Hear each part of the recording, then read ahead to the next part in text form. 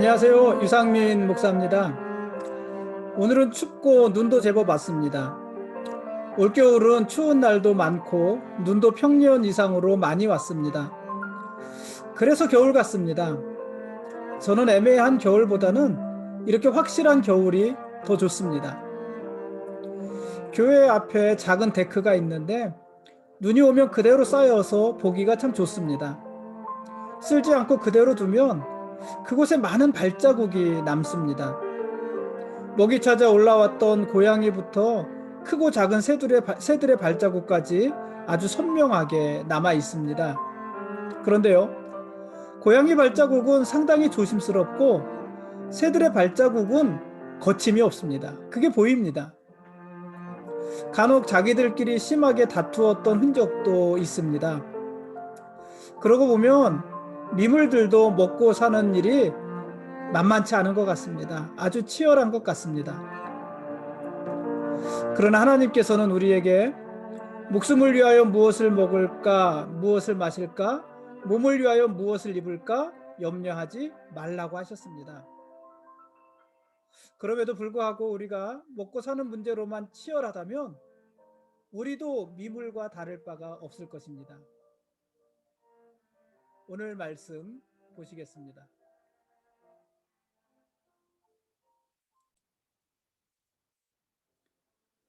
오늘 읽을 말씀은 민수기 9장부터 10장 10절까지 말씀입니다. 이스라엘이 출애굽한 지 벌써 1년여가 지났습니다. 그동안 이스라엘에는 많은 일들이 있었습니다. 홍해를 육지처럼 건넜다거나 하늘에서 만나가 내려서 매일 양식으로 삼았다거나 하는 것은 제쳐두고라도 그동안 이스라엘은 성막을 지었고 하나님으로부터 율법과 규례를 받았습니다. 성막에서 봉사할 레위인과 제사장들을 구별했고 전쟁에 나갈 수 있는 사람들 20세 이상 남자들의 숫자도 계수했습니다. 그리고 성막을 중심으로 진영도 갖추었습니다. 이제 이스라엘도 어느 정도 국가의 틀을 갖추게 된 것입니다. 그러니 이제 이스라엘은 시내산을 떠나야 합니다. 시내산은 이스라엘의 목적지가 아니기 때문입니다. 이스라엘이 가야 할 곳은 아브라함과 이삭과 야곱이 살던 가나안 땅입니다. 이제 이스라엘은 그곳을 향해 떠나야 합니다. 떠날 때가 되었습니다. 시내산을 떠나기 전에 이스라엘은 시내산 아래에서 유월절을 한번 지킵니다. 출애굽 직전에 첫 번째 유월절을 지킨 후 두 번째로 지키는 유월절입니다. 유월절은 그들의 과거를 기억하게 할 뿐 아니라 하나님 나라의 백성으로서 자신들의 정체성도 확인하게 합니다. 그런데 예기치 못한 문제가 생겼습니다. 시체로 인해서 부정해져서 유월절에 참여할 수 없는 사람들이 있었던 것입니다. 그들을 향해서 모세는 기다리라고 합니다. 그러면 하나님께서 어떻게 말씀하시는지 듣겠다고 합니다. 모세의 이런 자세는 아주 중요하지 않습니까? 앞으로 이스라엘은 광야길을 가면서 예기치 못한 일들을 수없이 많이 만나게 될 것입니다. 그때마다 중요한 것은 기다리는 것입니다. 기다리면서 하나님의 말씀을 듣는 것입니다. 하나님의 말씀보다 자기들의 생각이 앞서지 않게 하는 것입니다. 그렇게 하나님의 인도하심을 받는 것입니다. 그것이 이스라엘에게 제일 중요한 일입니다. 하나님께서는 시체로 인해서 부정해진 자는 둘째 달 14째 날 해질 때의 유월절의 모든 율례대로 유월절을 지키라고 하십니다. 그러니까 원래 유월절을 언제 지키는 것이에요? 첫째 달 14째 날이잖아요. 그런데 이 부정해진 사람들은 둘째 달 14째 날에 지내라고 하니까 한 달 후에 유월절의 모든 규례를 지켜서 유월절을 다 지키라 이렇게 말씀하십니다. 하나님께서 예기치 못한 이스라엘의 문제를 해결해 주신 것입니다. 이스라엘이 시내산을 떠나기 위해서 성막을 세우자 구름이 성막을 덮었습니다. 그리고 저녁이 되면 불 모양 같은 것이 나타나서 아침까지 이르렀습니다. 이제 이스라엘은 구름이 떠오르거나 머무르는 것에 따라 움직일 것입니다. 구름이 성막 위에 머무르면 이스라엘도 진영 가운데 머무를 것입니다. 그러다 구름이 떠오르면 이스라엘도 행진을 시작할 것입니다. 구름의 움직임은요, 일정하지 않을 것입니다. 구름이 성막 위에 오래 머물러 있을 때도 있을 것이고, 구름이 성막 위에 머무는 날이 적을 때도 있을 것입니다. 구름이 저녁부터 아침까지 있다가 아침에 바로 떠오를 때도 있을 것이고, 구름이 하루든지 이틀이든지 한 달이든지 1년이든지 성막 위에 계속해서 머물러 있을 때도 있을 것입니다. 그때마다 이스라엘은 구름을 따라 움직여야 합니다. 구름이 하룻밤 사이에 움직인다고 해서, 우리가 아직 움직일 준비가 되어 있지 않다고 해서 더 머물러 있고자 해서도 안 되고요. 구름이 너무 오랫동안 머물러 있는다, 벌써 1년이 지났다, 그렇다고 해서 이스라엘이 먼저 짐을 싸서 움직여도 안 됩니다. 구름이 움직이는 것을 따라서 이제 이스라엘은 움직여야 합니다. 다시 말해서 이스라엘은 여호와의 명령을 따라서 진을 치고, 여호와의 명령을 따라서 행진을 하고, 여호와의 명령을 따라서 각자의 직임을 지켜야지만 합니다. 그렇게 이스라엘은 광야에서 지내는 동안 하나님께 순종하는 법을 배우고, 하나님보다 자신들이 앞서지 않는 법을 배우고, 하나님의 때를 기다리는 법을 배우고, 그리고 하나님의 시간에 익숙해지는 법을 배우게 되는 것입니다. 그래서 이스라엘에게 있어서 이 광야는 교회이기도 하고 또 학교이기도 한 것입니다.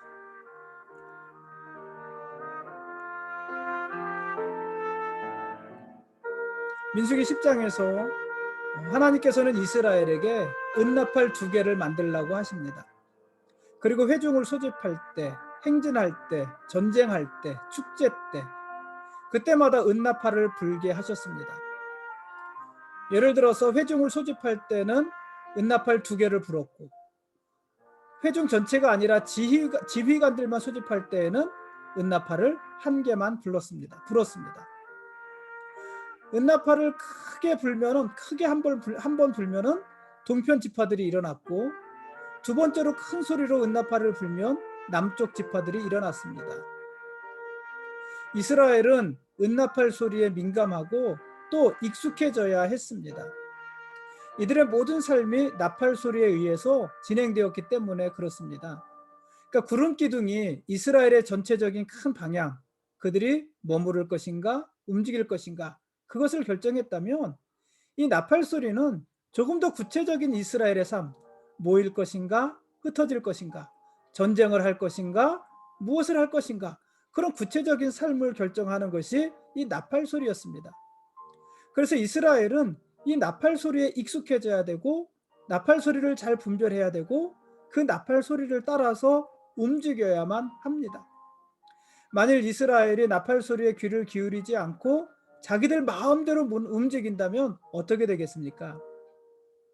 머물러야 될 때 떠나려고 한다면, 회중을 소집했는데 지휘관들만 온다면, 지휘관들을 소집했는데 회중이 다 모인다면, 전쟁에 나가자고 했는데 아무도 모이지 않는다면, 여러분 어떻게 되겠습니까? 이스라엘의 질서는 곧 무너지고 이스라엘은 그야말로 오합지졸들이 되지 않겠습니까? 그래서 이스라엘은 이 나팔 소리에 익숙해져야 합니다. 이스라엘은 자기들 마음대로 움직일 수 없습니다. 이스라엘은 구름을 따라 움직여야 되고 나팔 소리를 듣고 그들의 삶을 살아가야 합니다. 그렇게 하는 것이 이스라엘입니다. 여러분, 오늘 우리도 들어야 될 나팔 소리가 있지 않습니까? 여러분, 하나님의 말씀을 잘 들으십시오. 설교를 잘 들으십시오. 그리고 그 말씀을 따라서 움직이십시오.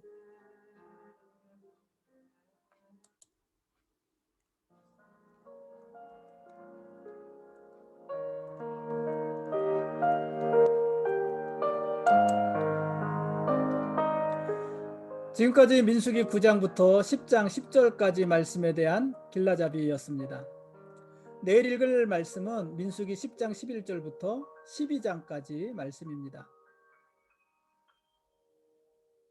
둘째 해 둘째 달 20날에 이스라엘이 시내산을 떠납니다. 내일 보게 될 민수기 10장 11절 말씀입니다. 1년 전 이스라엘이 시내산에 도착할 때와 비교하면 지금 이스라엘은 완전히 다른 모습입니다. 1년 전에 이스라엘은 애굽의 노예에서 갓 해방된 상태였습니다. 그들에게는 법도 없고 조직도 없었습니다. 하나님을 어떻게 섬겨야 하는지도 몰랐습니다. 그러나 그로부터 1년여가 지난 지금 시내산 아래 있으면서 하나님으로부터 계명을 받고 하나님과 함께한 지금 이스라엘은 군대가 조직되었고 각 지파별로 진영도 갖추었습니다. 그들이 나라를 이루었을 때 적용해야 되는 법도 생겼습니다. 율법 아닙니까? 하나님의 성막을 지었고 제사장도 위임해서 이제는 언제든지 정당한 절차를 거쳐서 하나님께 나갈 수 있게 되었습니다. 금으로 송아지를 만들고 그것을 하나님이라고 하는 그런 무례한 방법, 어쩌면 몰라서 그랬을 수도 있지요. 그런 실수를 하지 않을 수 있게 됐습니다. 하나님이 어떤 분이신지, 그 하나님 앞에 어떻게 나가야 되는지, 그 하나님을 어떻게 제사해야 되는지, 그 모든 것을 이제는 알게 되었고 그 방법을 통해서 언제든지 절차를 거쳐 하나님 앞에 나갈 수 있게 되었습니다. 하나님께서도 시내산 꼭대기에서 이스라엘의 진영 한가운데로 내려오셨습니다. 구름 기둥과 불 기둥이 그들을 덮었고 하늘에서는 매일같이 만나가 내렸습니다. 국가를 이루는 요소가 세 가지 있다고 말씀드렸잖아요. 뭐지요? 국민, 주권, 영토. 그것이 국가를 이루는 3요소고 출애굽한 이스라엘은 그것을 만들어가고 있는 것인데 이미 무엇이 만들어진 거냐면은 국민 만들어졌죠. 인구조사를 해서 60만 명이 되었죠. 남자만, 장정만. 주권 완성됐죠. 그들의 법이 이루어졌잖아요. 법이 만들어졌잖아요. 그러니까 국가를 이루는 3요소 중에서 영토를 제외하고 국민과 주권이 이미 완성되었습니다. 이제 광야를 거쳐서 가나안 땅에 들어가면 뭐도 생기는 거예요? 영토도 생기는 것입니다. 영토도 가지게 되는 것입니다. 그렇게 되면 드디어 이스라엘은 하나님의 나라, 이스라엘을 세우게 되는 것입니다. 그 나라를 위해서 이스라엘이 시내산을 떠납니다. 아직 갈 길은 멀지만 하나님이 항상 함께 하실 것입니다. 이스라엘은 단지 하나님의 말씀대로 따르기만 하면 됩니다. 눈에 보이는 하나님의 말씀인 구름 기둥을 따라서 움직이고 귀로 들려주시는 하나님의 말씀인 나팔 소리를 따라서 살아가기만 하면 됩니다. 너무 조급해하지도 말고 너무 나태해하지도 말고 하나님의 시간을 받아들이면서 하나님을 쫓아가기만 하면 됩니다. 그러다 보면 어느 순간 가나안 땅에 이르게 될 것이고 그곳에 하나님의 나라를 세우게 될 것입니다. 지금까지 하나님께서는 이스라엘을 위해서 당신이 하셔야 될 모든 일들을 다 하셨습니다. 이제 이스라엘이 선택하고 결단하면서 자기들의 일을 하기만 하면 됩니다. 그런데 이스라엘은 과연 잘할 수 있을까요? 이스라엘은 하나님의 뜻을 따라 광야 생활을 잘 살아갈 수 있을까요?